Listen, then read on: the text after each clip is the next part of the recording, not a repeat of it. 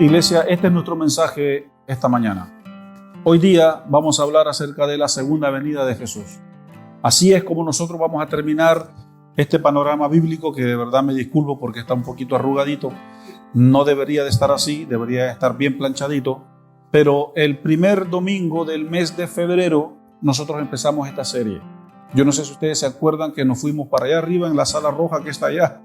Y allá tuvimos el culto, ese fue el primero que tuvimos, y a lo largo de estos febrero, marzo, abril, mayo, junio, julio, 6 meses hemos estudiado toda la Biblia, no versículo por versículo ni libro por libro, pero de forma panorámica. Hablamos acerca de todo el Antiguo Testamento, hablamos de los patriarcas de Egipto, del desierto, de los jueces, del reino dividido, hablamos acerca del exilio, hablamos acerca del tiempo de Roma, hablamos acerca de Jesús, la era de los apóstoles, entramos al Nuevo Testamento, Jesús era de los apóstoles, cristianismo primitivo, hablamos acerca del Imperio Romano, hablamos acerca del oscurantismo, hablamos acerca de las reformas, hablamos acerca de la era contemporánea el domingo pasado, y hoy día vamos a terminar ya este panorama bíblico hablando acerca de la segunda venida de Jesús. Y con esto quiero decir que el paso final de redención, porque esto se llama plan de redención, todavía no ha terminado. Claro, Cristo ya nos redimió, Cristo murió por nosotros y nos ha redimido, pero va a ocurrir una redención final ya de todas las cosas, porque cuando Dios creó al hombre y a la mujer y los puso en el huerto del jardín del Edén, todo era perfecto, todo era bueno. Entonces, sabemos que Satanás, el diablo, engaña a la mujer y al hombre, a la mujer y por tanto al hombre, y son expulsados de ese paraíso, y de allí se pudrió toda la historia hasta el día de Jesús. Jesús viene, redime a las personas, establece el reino de los cielos aquí en la tierra, el reino empieza a crecer alrededor de todo el mundo, pero ocurrirá algo más. Y lo que ocurrirá es de que Cristo vendrá por su iglesia y nos llevará, ¿no es cierto?, a una eternidad celestial, y allí serán todas las cosas una vez más redimidas y ordenadas, así como fue en el inicio antes de que cayera el hombre. Ese es como el cierre de todo esto que se llama cristiandad. Ahora, quiero decirles de que el 85% de las predicaciones y de los mensajes que tienen que ver con la segunda venida de Jesús, se cometen 2 errores los que lo hacen. 1, le meten un tremendo miedo a la gente. 2, confunden a la gente. Y si le puedo agregar una tercera cosa, no se entiende. Usted escucha a personas allí enfrente de la feria diciendo que Cristo, que el Señor va a venir, y todos se van para el infierno, y Él va a venir como con un rayo láser quemándole, ¿no es cierto?, la cabeza a todos los desobedientes. Y se vende, se promueve una imagen de Jesús mala. Se promueve y se vende una imagen de que Dios es un Dios bravucón, así matón, que va a venir y va a venir como aplastando las cucarachas, ¿no es cierto? Este es malo y así. O como esos matamoscas que hoy día tienen como chispas, ¿no? Y ¡pam! Y como que así va a venir Dios. Y eso, de cierta forma, es un error. ¿Por qué es un error? Porque la segunda venida de Jesús no debería y no debe de producir temor en nosotros. Eso es lo primero. En segundo lugar, Jesús no va a venir así matando moscas como cucarachas, así enojado, pegándole coscorrones a la gente, y que no va a ser así. ¿Por qué? Porque lo que nosotros acabamos de leer en Hechos, capítulo 1, versículo específicamente en el 11, esto fue cuando Jesús después resucitó, se le apareció a los discípulos, caminó un par de días con los discípulos, y cuando Jesús vuelve al cielo, lo hizo en presencia de ellos. Lea todo el primer capítulo de los libros de los Hechos, y Jesús, ¿no es cierto?, se despide de ellos, les dice, quédense en Jerusalén, porque el Espíritu Santo va a ser enviado, y es allí donde iban a ser la iglesia, que ya hablamos ya de ese mensaje. Y el Espíritu Santo va a confirmar la adopción, que ustedes son hijos de Dios, los va a empoderar, les va a dar de nuevo y van a ir a las naciones a predicar. ¿Ya? Y el Espíritu Santo es lo que representa a Dios y a Jesús en nuestras vidas. ¿Dónde está Dios? En el cielo. ¿Dónde está Jesús? En el cielo. Pero ¿dónde está el Espíritu Santo? Aquí en la tierra, en nuestros corazones, Entonces, por medio del Espíritu Santo y por medio de la fe, Jesús está en nuestros corazones. Seamos ordenados, por favor, al entender esto, ¿de acuerdo? El Padre está en el cielo, el Hijo está en el cielo y el Espíritu Santo en la tierra guiándonos. Maravilloso. Es precioso. Entonces, la segunda venida de Jesús es una de las últimas profecías, es una de las últimas... reprendemos al diablo en el nombre de Jesús. La segunda venida de Jesús es como la última puerta para poder cerrar la Biblia y ya nunca más leer ni estudiar la Biblia ni seguir a Jesús. Ahora, existen muchas posturas y muchas suposiciones de cómo Jesús, ¿no es cierto?, va a venir. Amigos, si usted lee la Biblia, hay un estudio que se encarga de estudiar todos los acontecimientos finales en el campo del estudio bíblico y eso se llama escatología. ¿Cómo se llama? Escatología, anótelo. Y usted puede después averiguar, no vaya a San Google, ya se lo dije que no vaya allí. Hay una proliferación insana de información bíblica en Google que lo que usted va a hacer es ir a confundirse más. Porque allí no distingue entre catolicismo, hay toda una... Vaya a los libros, vaya a Google y vea qué libros yo puedo leer acerca de la escatología y allí es más ordenada la cosa. Pero Wikipedia lo que te va a decir es complicado. ¿Ya? Es mejor ir cuando uno ya tiene una base bien profunda acerca del conocimiento de la palabra de Dios y uno puede ir a eso y ya uno ya sabe qué es, qué sacar y no sacar, qué creer y no creer. Pero si estás recién ingresando a este mundo del cristianismo y el mundo del estudio bíblico, lo mejor es ir a los libros, ¿ok? Entonces, cuando yo era niño, por ejemplo, a mí me daba miedo ir a la iglesia. Porque siempre un 80% de todas las predicaciones casi que eran que Cristo va a venir y que Cristo va a venir y no estaba malo. Porque es una verdad, va a suceder. Pero yo no puedo pasar los 365 días del año diciéndoles a ustedes y enseñándoles que Cristo va a venir. Basta 1, 2, 3, 4, 5 enseñanzas en el año acerca de eso y hoy es una de esas. Entonces, en la década de los 80 y en la década de los 90, como ya se iba a acercar el año 2000, parecía que en el año 2000 se iba a acabar el mundo, era todo un tema, no sé si ustedes, los que son cristianos desde más, era como una cosa, y que después dijeron de que los mayas habían inventado un calendario que en el 2012 iba a venir Jesús. Y así hemos venido dándole y poniendo fechas. De repente salen por allí teólogos, salen estudiosos de la Biblia que están, porque si usted estudia la Biblia sin la guía del Espíritu Santo se puede volver loco, ¿ya? Y dicen, no, ya hay unos que ya dijeron que en el 2030 probablemente vaya a venir Jesús. Amigos, lo cierto es, déjenme por favor ser ordenado en cuanto a esto. Lo cierto es de que Cristo va a venir por su iglesia. Es una realidad innegable, es una verdad eterna y una verdad inmutable, no cambia, eso es una verdad. ¿Y cómo Dios va a cerrar este plan de salvación? Con esa segunda venida. Existen 3 posturas en cuanto a probablemente cómo y cuándo esto vaya a ser. La Biblia habla acerca de un milenio. La Biblia habla acerca de 1000 años. No se sabe si eso, yo creo que vamos a tener que apagar mejor, Cristian, el sonido y creo que vamos a tener que cambiar esos cables. Voy a apagar esto.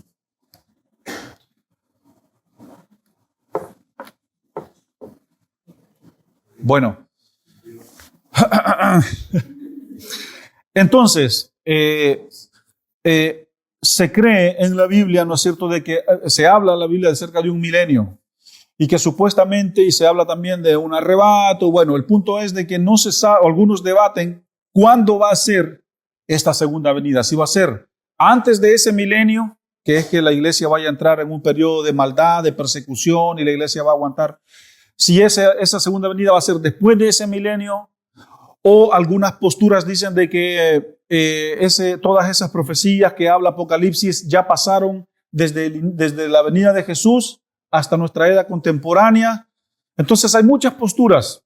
Yo aquí le puedo dar toda una clase acerca de escatología, de que cuándo probablemente esto puede ser. Podemos hacer un estudio de las 70 semanas de Daniel, podemos hacer un estudio quizás de las profecías que Jesús habló. O sea, podemos hacer muchas cosas, pero al final vamos a divagar, ¿de acuerdo? Porque nadie sabe.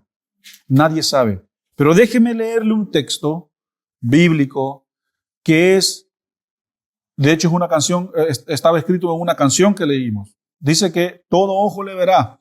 Y es el versículo 11 de Hechos. Y esto dice que cuando los discípulos estaban despidiéndose, viendo a Jesús cómo irse, dice que se pararon dos ángeles, son ángeles, ya allí dice persona, pero son dos ángeles al lado de los discípulos y les dijeron: varones galileos, ¿qué están haciendo aquí tristes viendo a Jesús?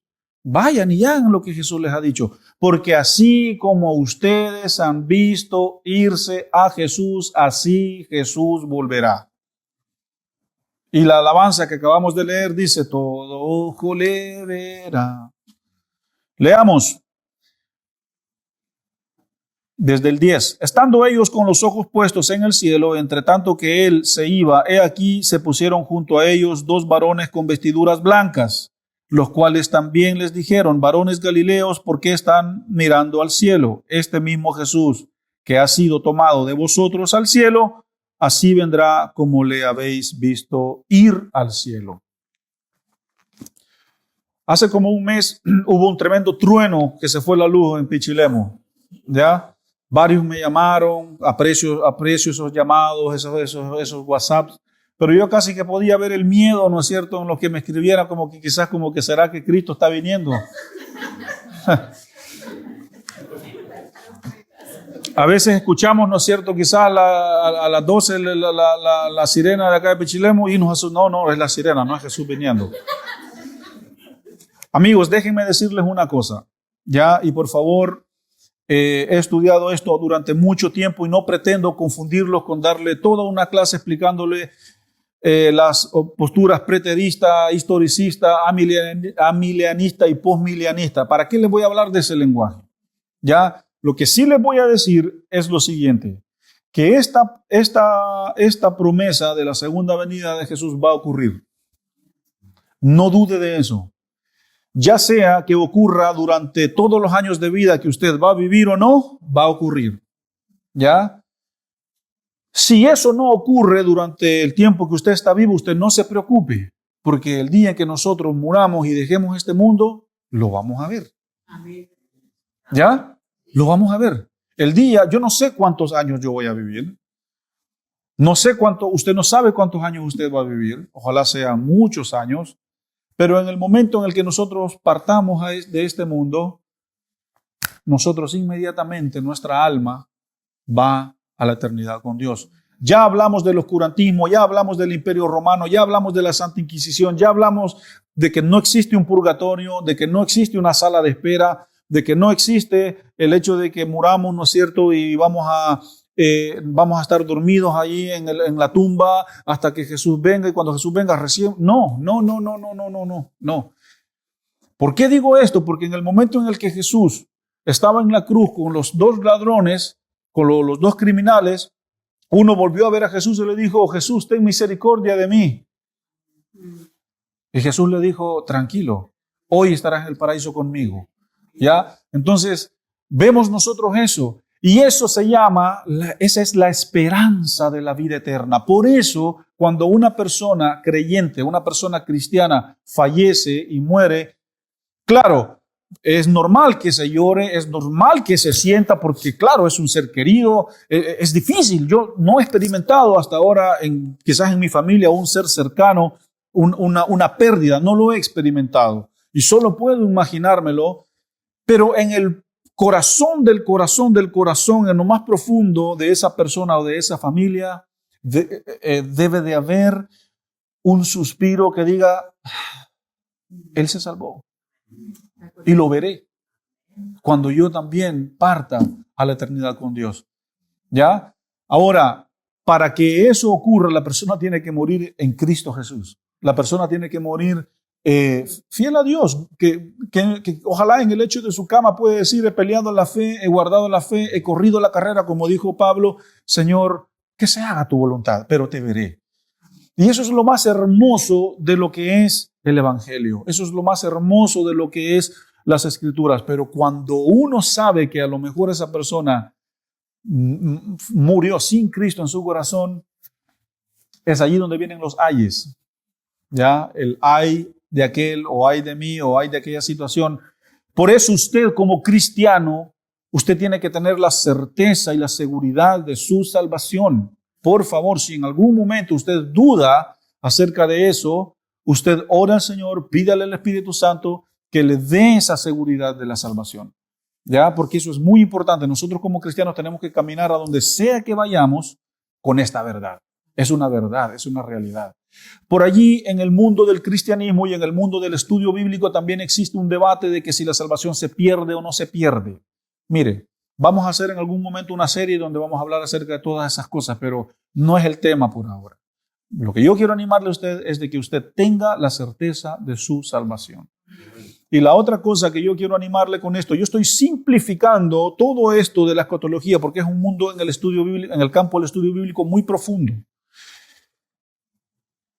No quiero ser esa iglesia que para nuestros niños o nuestros jóvenes, que ellos crezcan en la iglesia IBC con ese miedo, ¿no es cierto?, de que Jesús va a venir.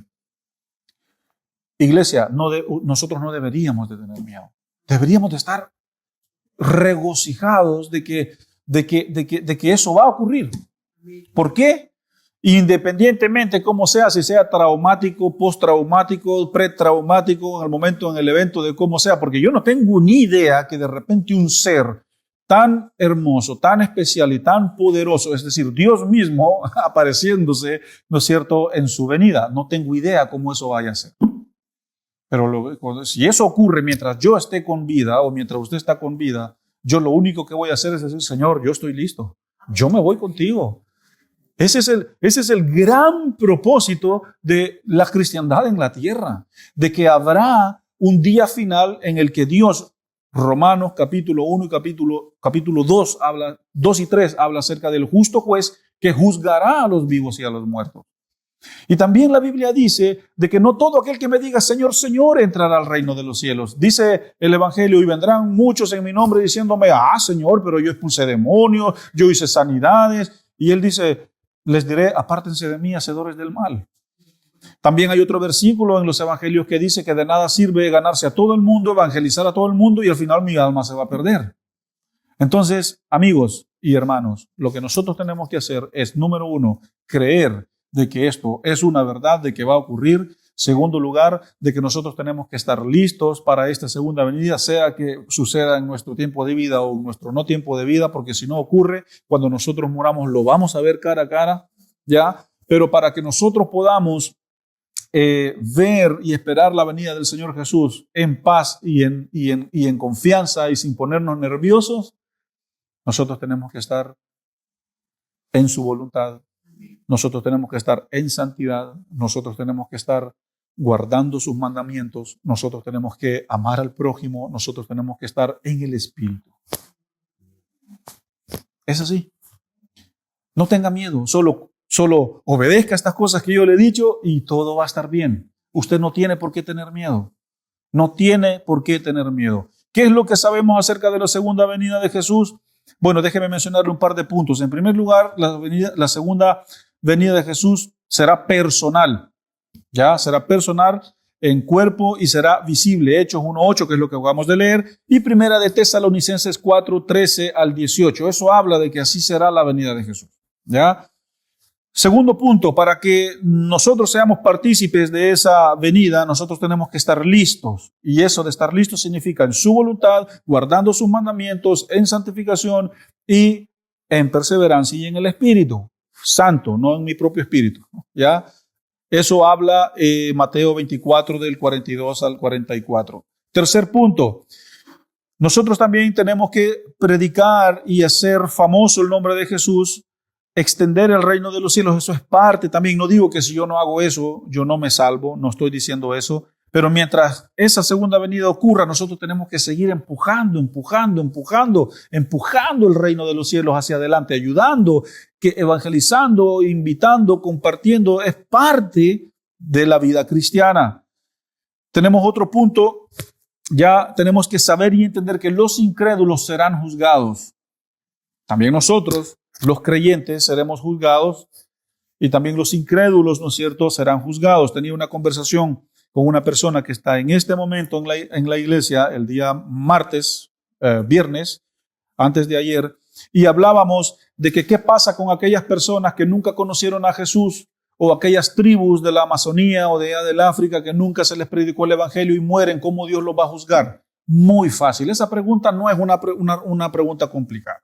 Es una pregunta muy sencilla. Dios nos ha dado a nosotros conciencia, y también les ha dado conciencia a ellos, y hay una conciencia dentro de nosotros que nos dice qué es lo bueno y qué es lo malo. Y cuando esa persona se pare delante de Jesús, en el día final Él le va a decir: yo te di una conciencia y tú sabías que eso que hiciste estaba malo, o no sabías.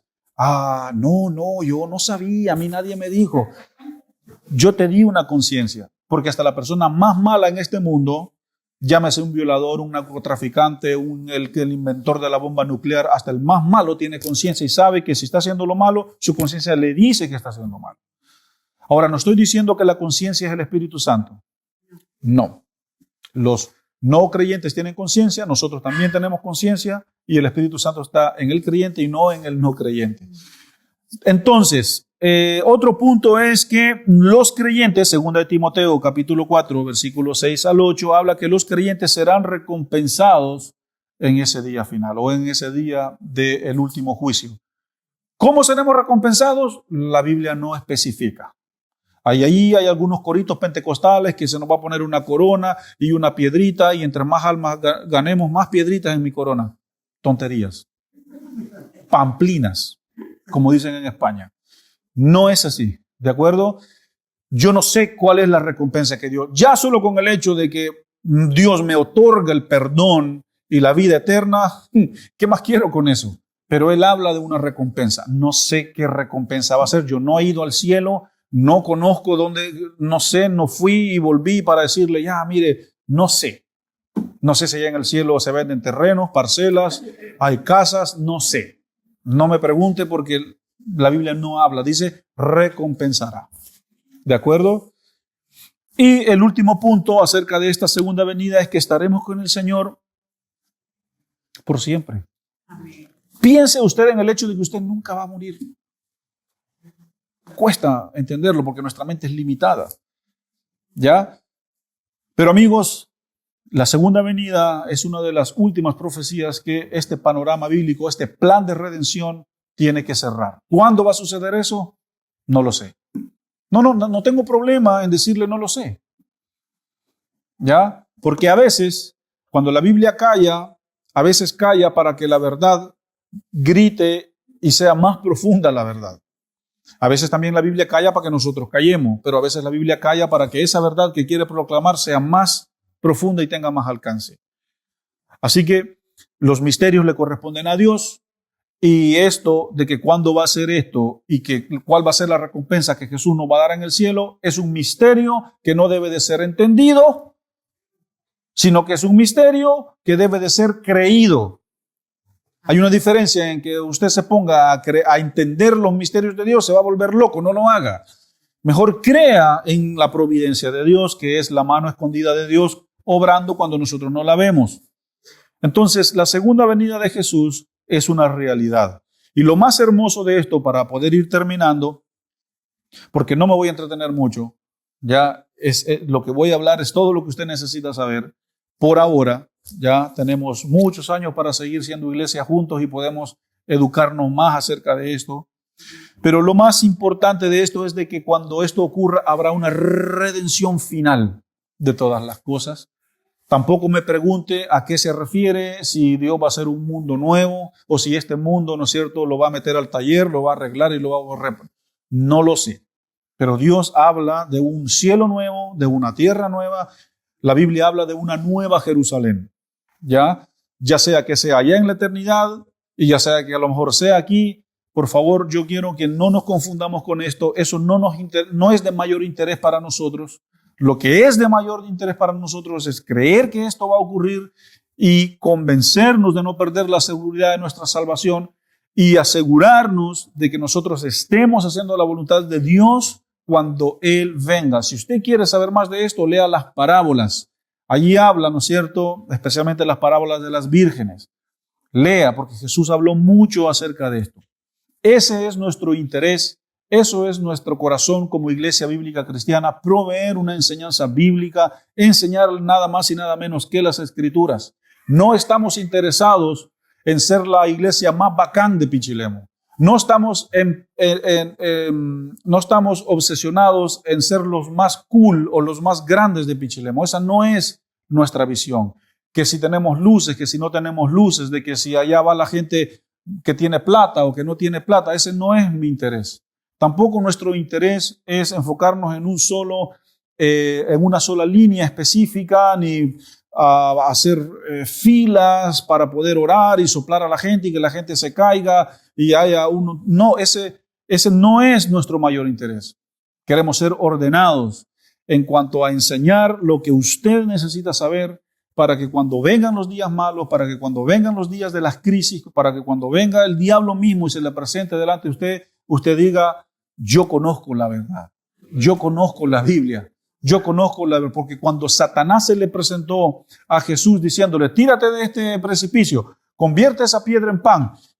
En 3 ocasiones Jesús dijo, escrito está, escrito está, escrito está. Y si usted no sabe que escrito está, es porque nosotros leemos la Biblia no para volvernos cabezones o para volvernos más inteligentes, porque yo conozco a grandes teólogos bíblicos y son las personas más orgullosas y vacías que hay. ¿Para qué yo quiero estudiar la Biblia para ser como el diablo? Si el diablo conoce a Dios más que todos nosotros. No, yo estudio la Biblia para conocer 3 aspectos de Dios: carácter, naturaleza y atributos de Dios. Y uno de los grandes motivos por los cuales yo estudio la Biblia es para conocerme a mí mismo, para saber que yo soy un pecador, que necesito el perdón, que necesito la gracia de Dios y que la historia de Israel que está escrita en la Biblia, esa es mi historia. Ese es el mejor espejo en el que yo me puedo ver y yo debería de humillarme y decir, yo soy así, Señor, perdóname. Ese es el gran propósito para estudiar y entender la Biblia. ¿De acuerdo? Así que con esto se termina el panorama bíblico. Con esto terminamos esta serie y quiero hacer ya mi cierre. Ya dije que voy a terminar, pero antes de cada final hay un cierre y quiero explicarle algo, que nosotros hoy en día vivimos en lo que se llama la era de tensión. ¿Qué significa la era de tensión? Significa que Cristo venció a Satanás, el diablo, en la cruz. Satanás está vencido, ¿ya? Pero si usted se acuerda de la promesa de redención de que Génesis 3:15, que dice de que del vientre de una mujer iba a venir alguien que le iba a aplastar la cabeza a Satanás, dice también de que la cabeza le iba a morder el carcañal. Entonces, todo lo que está caído en el mundo, en la sociedad, todo el narcotráfico, la violencia, la corrupción, la enfermedad, todo lo que se ve en el mundo allá afuera es la mordida de Satanás, es la mordida del diablo. Entonces, el veneno del diablo está en todo el mundo, pero él ya está vencido, pero su veneno quedó. Y eso produjo una tensión entre la vida cristiana, llevar una vida cristiana en un mundo caído, y eso genera tensión. Y en medio de esa tensión es donde nosotros caminamos, porque la tensión de la mordida, ¿no es cierto?, de la consecuencia de Satanás en el mundo hace sacarnos de la voluntad de Dios, pero la gracia de Dios nos quiere, y entonces por eso se llama era de tensión. Por eso hay tensión, por eso hay tensión, y por eso es de que a veces cuesta andar en el espíritu y a veces sentimos que de repente andamos, porque vivimos en una era de tensión, así se llama, era de tensión. Y esto va a ser así hasta que Cristo venga. Pero lo más importante de nosotros que tenemos que entender es de que en Cristo Jesús somos victoriosos. El Espíritu Santo es más fuerte que esta tensión que Satanás nos pueda dar. Porque muchos dicen, si Dios existe, ¿por qué hay pecado en el mundo? ¿Por qué hay enfermedad en el mundo? ¿Por qué hay tanta maldad en el mundo? Bueno, es precisamente por esto. Porque desde antes, desde Génesis 3, el veneno quedó en el mundo e infectó. Hay un virus que se llama pecado simbólicamente hablando, y eso es lo que hay. ¿Ya? Cristo vino, nos ha redimido nuestras almas, nuestros corazones, y vamos a caminar en esta era de tensión hasta que Él venga. La iglesia es una sociedad en medio de otra sociedad. No pertenecemos en este mundo, no somos de este mundo. Este mundo no es nuestro final. Nuestro final es una eternidad con el Padre, donde no habrá tristeza, donde no habrá dolor, donde no habrá enfermedades, donde no habrá nada de lo que usted ve en este mundo. Solo habrá perfección, amor, gozo y vida eterna.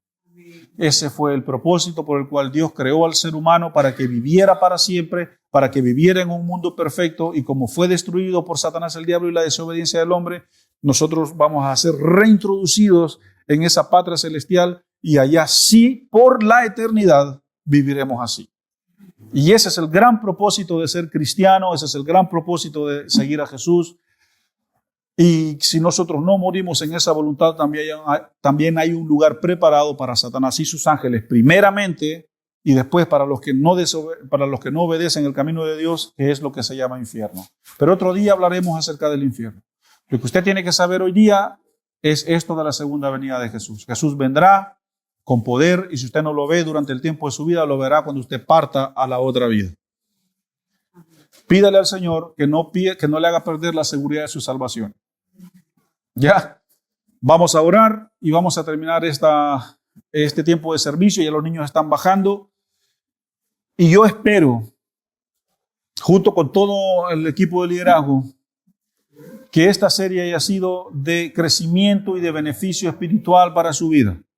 ¿Ya? Porque el Señor a nosotros nos llamó como iglesia a combatir la pobreza bíblica aquí en Pichilemu. Ya dijimos cuáles son nuestros enfoques. ¿Ya? No andar viviendo vidas cristianas livianas, ligeras, permisivas, no, que sí, que no, que yo moldeo a Jesús, yo moldeo a mi iglesia, yo pongo las reglas. No, amigos, humillémonos, entreguémosle nuestra vida al Señor. Es Dios quien pone las reglas, nosotros tenemos que someternos y vivamos bajo su voluntad. Padre, gracias por este mensaje. Gracias por estos 5 meses, Señor, de panorama bíblico. Porque ahora la iglesia puede decir que tiene una base.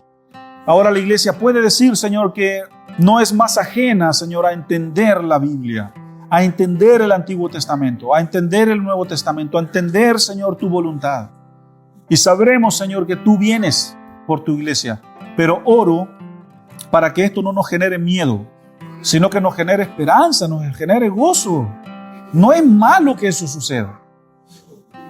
Hoy día, Señor, queremos que la mentira sea reemplazada, Señor, por la verdad. Que los miedos que sembró la iglesia en el pasado acerca de esta verdad sean reemplazados por el gozo, por la paz, de que en esta vida, Señor, no importa que nos persigan o que nos hagan lo que nos hagan, en ti estamos seguros. Ayúdanos, Señor, a ser cristianos bíblicos, y por ser bíblicos, por lo tanto, seremos santos, seremos, Señor, sabios, seremos más como tú. Bendice a tu iglesia. No es la iglesia del pastor Salva, esta es la iglesia de Cristo, esta es la iglesia de Jesús. Yo no la compré, yo no la pagué, yo no la pedí. Es de Dios, Él la formó. Señor, edifica tu pueblo, llévalo por el camino de la verdad, y que tu iglesia espere tu segunda venida con gozo, con paciencia, Señor, y con convicción. Bendice a tu pueblo en el nombre de Jesús. Amén y amén. Que el Señor le bendiga. Recuerda suscribirte a nuestro canal y activa las notificaciones para que no te pierdas ninguno de nuestros sermones.